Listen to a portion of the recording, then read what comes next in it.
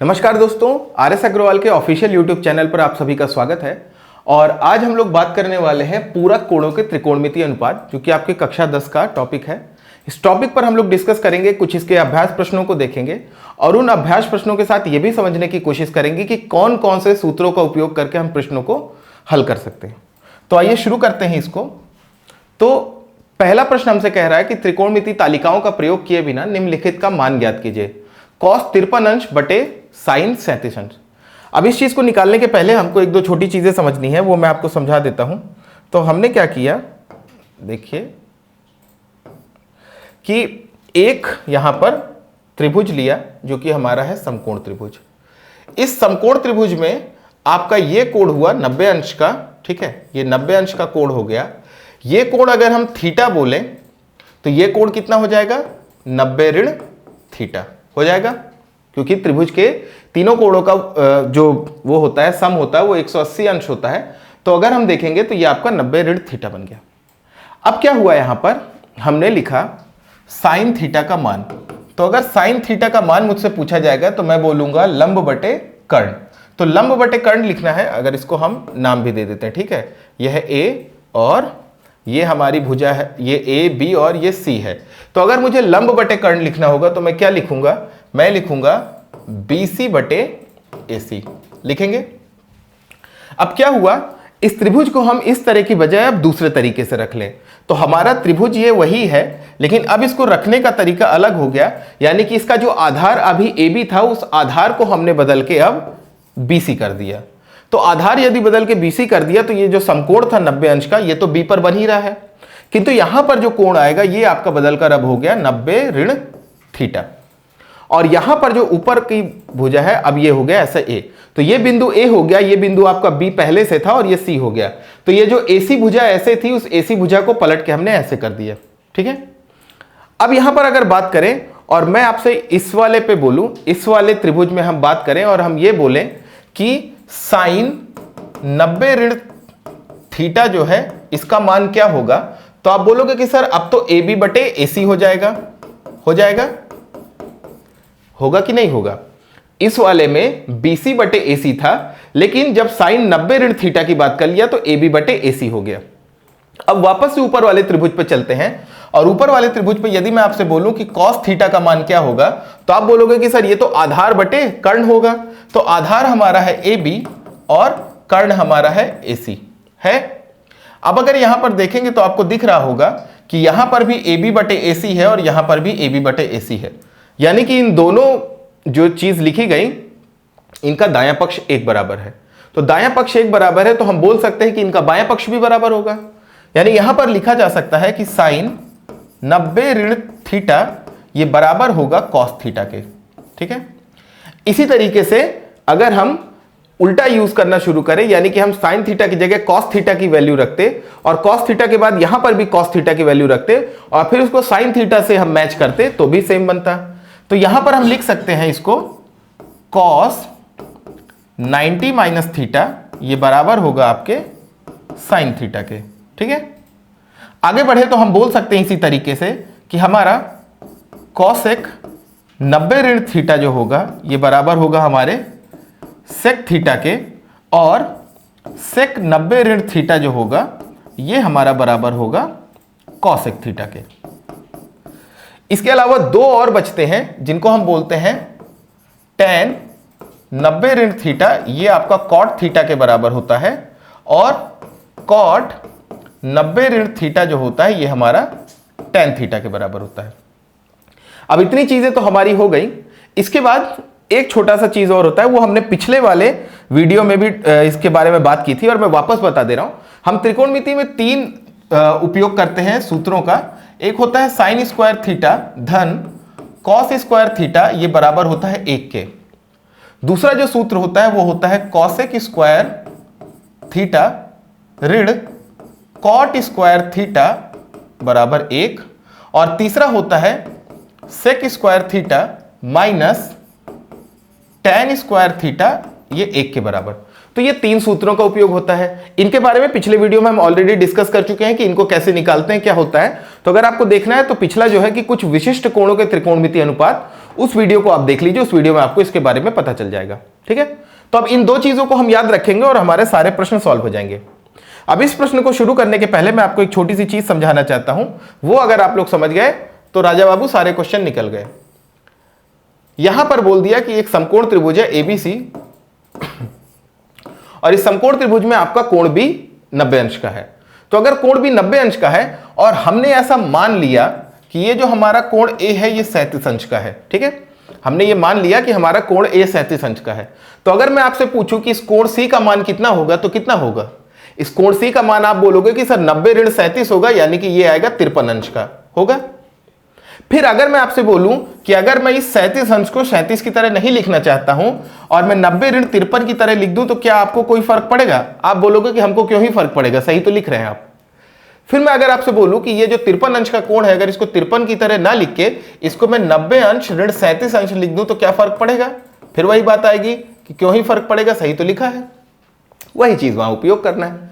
तो हमने लिख दिया कॉस 53 अंश बटे साइन 90 ऋण 53 अंश, जो कि साइन 37 का मान बनता है। ठीक है, अब इसको लिखेंगे तो ये क्या हो जाएगा? ये हो जाएगा कॉस 53 अंश बटे साइन 90 ऋण 53 अंश बन जाएगा साइन 90 ऋण थीटा। साइन 90 ऋण थीटा कितना होता है? Cos theta. तो ये बन गया हमारा cos theta. So cos theta में बन गया कॉस 53। कॉस 53 से कॉस 53 कट गया और आंसर आ गया 1। तो पहले प्रश्न का आंसर ऐसे आ गया। अभी शुरुआत में इजी क्वेश्चंस और धीरे धीरे जाके हम टफ क्वेश्चंस की तरफ बढ़ेंगे। दूसरा क्वेश्चन कह रहा कॉस स्क्वायर 67 डिग्री यानी कि कॉस स्क्वायर 67 अंश ऋण साइन स्क्वायर 23 अंश, इसका मान बताना है। और हमको तालिकाओं का उपयोग नहीं करना तो नहीं उपयोग करेंगे। क्या लिख सकते हैं इसको? इसको लिख सकते हैं कॉस स्क्वायर 67 अंश ऋण साइन स्क्वायर 90 ऋण 67 अंश लिख सकते हैं। 23 ही बनेगा ना, 67 और 23 जोड़ के 90 होता है। तो ये हो गया हमारा कॉस स्क्वायर 67 अंश ऋण साइन स्क्वायर 90 ऋण 67 क्या हो गया? Sine square 90 minus theta. तो साइन स्क्वायर 90 माइनस थीटा कितना हुआ? ये हो गया हमारा कॉस स्क्वायर थीटा। तो ये बन गया कॉस स्क्वायर 67 अंश। ठीक है, अब कॉस स्क्वायर 67 कॉस स्क्वायर 67 घट जाएंगे तो आ जाएगा हमारा 0। अगला प्रश्न ये है साइन 20 गुणे साइन 70 अंश ऋण कॉस 20 अंश गुणे कॉस 70 अंश बराबर 0। इसको करते हैं। तो इसको करने के लिए हमने क्या किया? हमने लिखा साइन 20 अंश गुणे साइन 70 अंश ऋण कॉस 20 को हम लिख सकते हैं कॉस 90 ऋण 70 अंश। ठीक है, इसी तरीके से कॉस 70 को हम लिख सकते हैं कॉस 90 अंश ऋण 20 अंश। ठीक है, तो ये बन गया हमारा अभी इधर का साइन 20 अंश साइन 70 अंश ऋण, यहां पर cos 90 ऋण 70 कितना बन जाएगा? ये बन जाएगा साइन 70 अंश। ठीक है, और उसी तरीके से cos 90 ऋण 20 कितना बन जाएगा? ये बन जाएगा साइन 20 अंश। तो देखो इधर भी साइन 20 और साइन 70 है, इधर भी साइन 70 साइन 20 है, तो घट के आपका 0 हो जाना है। कैसे? मान लिया हमने मान लिया कि साइन 20 की जो वैल्यू है वो x है। माना ये आपको करना नहीं है, ये मैं आपको बस समझा रहा हूं कि कैसे 0 हुआ, ये आपको प्रश्न में लिखने की जरूरत नहीं है। तो आपने लिखा कि माना साइन 20 बराबर x और साइन 70 बराबर y। ठीक है, हमने मान लिया कि साइन 20 बराबर x और साइन 70 बराबर y। तो अगर मैं इधर लिखता तो इसका वैल्यू क्या होता है? इसका वैल्यू होता है x इंटू वाई माइनस यहां पर क्या हो जाता? yx। तो xy से yx जाता तो 0 हो जाता। बस वही चीज यहां पर करा है, इसको लिखने की जरूरत आपको नहीं है, ये आपके प्रश्न से जुड़ा हुआ नहीं था, ये आपको समझाने के लिए था। आपके प्रश्न का उत्तर आ गया 0 और प्रश्न खत्म हो गया। अगला प्रश्न हमसे कह रहा है सिद्ध कीजिए कि tan 1 अंश गुणे tan 2 अंश गुणे tan 3 अंश और जाते जाते tan 89 अंश बराबर 1। ठीक है, इसको करने में देखो दो चीजें हैं। हालांकि हम करेंगे ऐसा कि हम चीजों को इधर उधर पलट के रखेंगे, लेकिन आपके दिमाग में यह चलना चाहिए कि जिन भी चीजों को मैं आपस में गुणा करूं उनका योग जोड़ के 90 होना चाहिए। जिन भी चीजों को हम आपस में गुणा करेंगे उनका योग जोड़ के 90 होना चाहिए। जितने भी प्रश्न आपको यहां पर मिलेंगे आपको इस चीज का ध्यान देना है। ठीक है, जैसे 1 और 89 जोड़ के 90 हो गया, 2 और 88 जोड़ के 90 हो गया, 3 और 87 जोड़ के 90 हो गया। तो इन चीजों का ध्यान देंगे। ठीक है, चलो अब यहां पर शुरू करेंगे। और एक चीज और, अगर मान लीजिए मैंने आपसे बोला कि संख्याएं लिखी हैं 2 गुणे 3 गुणे 4 गुणे 5, और अगर मैं इसको चाहता हूं कि मैं लिख दूं 3 गुणे 5 गुणे 2 गुणे 4, तो क्या मेरा कोई उत्तर अलग आएगा? वही उत्तर आएगा जो ऊपर आता, वही नीचे आता। तो गुणनफल में अगर हम चीजों को आगे पीछे कर देते हैं तो उससे कोई भी प्रभाव नहीं पड़ता। इन दो चीजों को यहां पर याद रखेंगे। तो हमने क्या लिखा, tan 1 अंश और tan 89 अंश को आगे ले आए, ठीक है, गुणे tan 2 अंश और tan 88 अंश, आगे हुआ tan 3 अंश गुणे tan 87 अंश, और ऐसे जाते जाएंगे तो एक पॉइंट पर हम पहुंचेंगे जहां पर ऐसा होगा कि tan 44 अंश गुणे tan 46 अंश और फिर tan 45 अंश आपके पास अलग बचेगा। अब ऐसा क्यों हुआ? क्योंकि हमारे पास संख्याएं जो है वो है 1 से 89 तक, और 1 से 89 तक में अगर मैं यहां पर ग्रुप बनाऊं, अगर इनको मैं 2-2 के जोड़े में रखूं तो मेरे पास 88 अंक ऐसे होंगे जिनके जोड़े बनेंगे, और इन 88 अंकों से मेरे जो जोड़े बनेंगे वो 44 जोड़े बनेंगे 44 जोड़े, यानी कि tan 1 89 का जोड़ा, tan 2 88 का जोड़ा, tan 3 87 का जोड़ा, ऐसे करके tan 44 और वहां तक जोड़ा, तो 44 जोड़े बनेंगे, लेकिन एक संख्या तो अलग बचेगी। तो जो एक संख्या अलग बच रही वही हमारा tan 45 अलग बच रहा है, ठीक है। चलो, तो अब हमने क्या किया कि इन जो नंबर हमने लिखे हैं यहां पर उनको हमने सॉल्व किया। तो इसको लिख सकते हैं tan 1 अंश, और इसको क्या लिख सकते हैं, इसको लिख सकते हैं हम tan 90 ऋण 1 अंश। उसी तरीके से tan 2 अंश, और इसको लिख सकते हैं tan 90 ऋण 2 अंश। आगे लिख सकते हैं tan 3 अंश गुणे tan 90 ऋण 3 अंश, और ऐसे जाते जाते हम पहुंचेंगे tan 45 अंश तक, ठीक है। अब आगे देखो तो इसको क्या लिख सकते हैं, इसको लिख सकते हैं tan 1 अंश, और tan 90 ऋण 1 को क्या लिख सकते हैं, tan 90 ऋण थीटा cot थीटा। तो ये बन गया हमारा cot 1 अंश, ये ऐसे ही हो गया tan 2 अंश, और ये हो गया cot 2 अंश। इसी तरीके से ये आपका tan 3 अंश, और ये हो गया आपका cot 3 अंश, और जाते जाते जाते जाते हम पहुंच गए tan 45 अंश तक, ठीक है। अब आगे किया तो इसको हम लिख सकते हैं tan 1 अंश, और cot को क्या लिख सकते हो, cot को 1/tan लिख सकते हो, cot को 1/tan भी लिखा जा सकता है। तो हमने इसको लिख दिया 1/tan 1 अंश। उसी तरीके से ये हो गया tan 2 अंश गुणे 1/tan 2 अंश, फिर आगे tan 3 अंश 1/tan 3 अंश, और ऐसे जाते जाते कहां तक पहुंचते, tan 44 अंश गुणे 1/tan 44 अंश, और फिर लास्ट में हमारा आ गया tan 45 अंश, ठीक है। अब इसको किया तो tan 1 से tan 1 कट गया, tan 2 से tan 2, tan 3 से tan 3, और ऐसे काटते काटते tan 44 से tan 44 कटता और वो खत्म हो जाते। तो यहां पर जो कट रहे इनको क्या लिखोगे कि 1 गुणे 1 गुणे 1 गुणे 1 गुणे 1, ऐसे जाते जाओगे और आप अंत में कहां पर पहुंचोगे, tan 45 अंश तक, क्योंकि बाकी सारी चीजें तो कट जाएंगी। अब tan 45 का मान भी 1 होता है, तो अगर हम लिखेंगे तो कितना होगा, 1 गुणे 1 गुणे 1 गुणे 1, ऐसे करके 44 बार लिखोगे, क्योंकि 44 जोड़े बने थे। और tan 45 का भी अगर हम लिखेंगे तो इसका भी हमारा 1 आएगा। तो कुल 45 बार हम 1 1 1 लिखेंगे, तो कितनी बार भी अगर 1 1 लिखेंगे उसका जो गुणनफल आएगा वो तो 1 ही आएगा ना। तो यहां पर उत्तर आ गया 1, जो कि हमको सिद्ध करना था। अगला प्रश्न हमसे कह रहा है sin 2a बराबर cos a ऋण 30 अंश, जहां 2a एक न्यून कोण है तो a का मान ज्ञात कीजिए, ठीक है। हमने क्या किया, एक समकोण त्रिभुज लिया ABC। इस ABC समकोण त्रिभुज में कोण B हमारा समकोण है, और हमने बोल दिया कि ये जो कोण है इसका मान है 2a। अगर इसका मान 2a है तो ऊपर वाले कोण का क्या मान होगा, इस कोण का मान हो जाएगा 90 ऋण 2a, हो जाएगा ना। बस इसी चीज को उपयोग करेंगे। तो हमने क्या लिखा क्वेश्चन में, sin 2a बराबर cos a ऋण 30 अंश, ठीक है। अब देखो sin 2a को हम ऐसे भी तो लिख सकते हैं sin 90 ऋण 2a। अब ये कैसे लिखा है वो देखो, ठीक है। तो एक और समकोण त्रिभुज लिया, और इस समकोण त्रिभुज में ये आपका 90 अंश है, इस कोण को मैंने 60 अंश बोला और इस कोण को मैंने 30 अंश बोला, ठीक है। अब इस 60 को मैं दो तरीके से लिख सकता हूं, इस 60 को या तो मैं 60 लिख सकता हूं या तो 90 ऋण 30 लिख सकते हैं 90 ऋण 30। अब यहां पर अगर जाओगे तो इस कोण का जो मान था, इस कोण का पहले से मान जो निकला वो 90 ऋण 2a निकला है, ठीक है। तो जब हम यहां पर 30 को उठा रहे थे तो 90 ऋण 30 उठा रहे थे। अब जब इसको लिखेंगे तो क्या लिखेंगे, 90 ऋण 2a, यही तो लिखेंगे। तो 90 ऋण 2a ऐसे करके लिखा है। ये बराबर हुआ हमारे cos a ऋण 30 अंश के, ठीक है। अब यहां पर आपको पता है कि cos 90 ऋण थीटा का जो मान होता है वो कितना होता है, वो होता साइन 90 ऋण थीटा का जो मान होगा वो कितना होगा, cos थीटा होगा। तो 90 ऋण 2a को क्या लिखेंगे, इसको लिखेंगे cos 90 ऋण 2a। अब इसको ऐसे क्यों लिखा, माइनस वगैरह क्यों नहीं आया?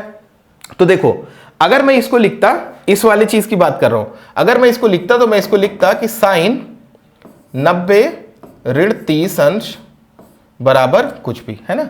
अब साइन 90 ऋण 30 होता तो इसको हम क्या लिखेंगे, इसको हम लिखते cos 30। तो क्या cos 30 लिखने में हमने ऋण का कहीं पर उपयोग किया, नहीं किया, ऋण का कहीं पर उपयोग नहीं हुआ। उसी तरीके से जब 90 ऋण 2a लिख रहे हैं तो इस वाले ऋण का कोई भी स्थान नहीं है और ये 90 ऋण 2a ये बाहर आ गया। ये बराबर हुआ हमारे, ये बराबर किसके होगा, cos a ऋण 30 अंश के, ठीक है। तो ये बराबर हो गया हमारे cos a ऋण 30 अंश के। अब क्या हुआ कि हमने cos से cos को काट दिया, तो cos से cos को काट दिया तो हमारे पास बचा 90 ऋण 2a और ये बराबर हुआ हमारे a ऋण 30 के, ठीक है। अब a वाली संख्याओं को एक तरफ ले गए तो ऋण 2a ऋण a ये बराबर हुआ हमारे ऋण 30 ऋण 90 के। तो ऋण 3a बराबर ऋण 120, तो ऋण a जो आएगा वो आएगा ऋण 120 बटे 3। ऋण a का जो मान आएगा वो आएगा ऋण 40 और ऋण ऋण कट गए तो आंसर आ गया हमारा a बराबर 40 अंश। तो a का मान आ गया 40, तो अगर इस कोण को देखते तो ये 80 अंश बनता और ये आपका 10 अंश का बनता, ठीक है। निकालना नहीं था लेकिन फिर भी। इस क्वेश्चन में क्या कह रहा है हमसे, cot 90 ऋण थीटा साइन 90 ऋण थीटा बटे साइन थीटा धन cot 40 अंश बटे tan 50 अंश ऋण cos स्क्वायर 20 अंश धन cos स्क्वायर 70 अंश, इसका मान निकालना है। चलो अब इसको लिखते हैं। तो हमने क्या लिखा, cot 90 ऋण थीटा, तो cot 90 ऋण थीटा हमारा होता है tan थीटा, तो ये हो गया पहली चीज हमारी tan थीटा। साइन 90 ऋण थीटा को हम बोलते हैं cos थीटा, तो हमने लिख दिया cos थीटा बटे साइन थीटा हमको दिया हुआ है तो हमने वो रख दिया, ठीक है। धन cot 40 अंश दिया है तो cot 40 अंश रख दिया, और जब नीचे देखा तो इसको हम लिख सकते हैं tan 90 ऋण 40 अंश। tan 90 ऋण 40, 90 ऋण 40 का मान हो गया 50, तो वो tan 50 ही लिखा हुआ है ना। 50 को 90 ऋण 40 भी लिख सकते, तो वही हमने लिख दिया यहां पर। ये ऋण आपका कितना हुआ यहां पर, cos स्क्वायर 20 अंश धन cos स्क्वायर 90 ऋण 20 अंश, ठीक है। अब देखो इसको कैसे लिख सकते हैं, इसको लिख सकते हैं tan थीटा गुणे cos थीटा बटे साइन थीटा, लिख सकते हैं। कोई अंतर आया क्या, कोई अंतर नहीं आएगा। tan थीटा गुणे cos थीटा बटे साइन थीटा था, तो हमने क्या किया, tan थीटा को अलग रख दिया, cos थीटा बटे साइन थीटा लिख दिया, ठीक है। धन यहां पर ये क्या होगा, ये हो जाएगा cot 40 अंश बटे tan 90 ऋण 40 आपका बन जाएगा cot 40 अंश ऋण, यहां पर देखेंगे तो ये बना हमारा cos स्क्वायर 20 अंश धन ये बनेगा cos स्क्वायर 90 ऋण थीटा, तो cos स्क्वायर 90 ऋण थीटा कितना होता है, साइन स्क्वायर थीटा, तो ये बन जाएगा साइन स्क्वायर 20 अंश, ठीक है। अब देखो तो ये बन गया हमारा tan थीटा गुणे cot थीटा, ठीक है। cos बटे साइन को cot बोलते हैं तो हमने लिख दिया cot, और यहां पर ये cot 40 कट गए तो ये आ गया 1, ठीक है।